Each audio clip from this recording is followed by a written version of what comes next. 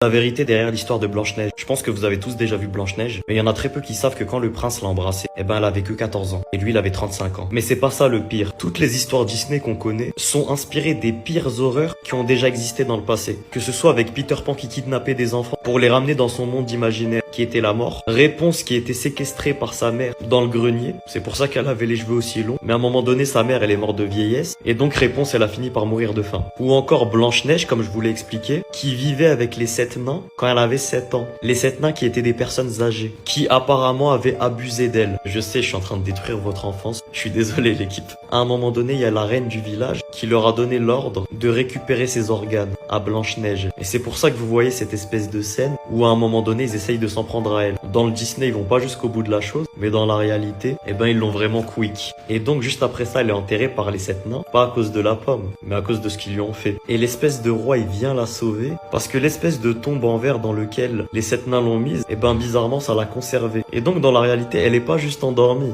Dans la véritable histoire, elle est vraiment morte à ce moment-là. Et ce qui rend la chose encore plus effrayante, c'est que c'est à ce moment-là que le roi va aller l'embrasser. Donc déjà, elle a 14 ans, et elle est plus en vie, en fait. Et de là, il récupère son corps pour faire je ne sais quoi encore une fois. Et il s'en va avec. Dites-moi s'il y a d'autres histoires Disney que vous voulez que je vous raconte. Mettez-les-moi en commentaire. Parce que absolument toutes les histoires sont inspirées d'histoires terrifiantes. Et ils essayent de rendre ça féerique. Sans vous parler du fait que Walt Disney, qui est le créateur de Disney, était apparemment en formation du 33e degré. Et le monde féerique qu'il a créé, c'était l'apogée de sa sorcellerie. C'est pour ça qu'on est tous absorbés par les histoires de Disney quand on est enfant. C'est parce qu'il y a vraiment une espèce de magie autour de tout ça. Dites-moi ce que vous en pensez. Bisous l'équipe.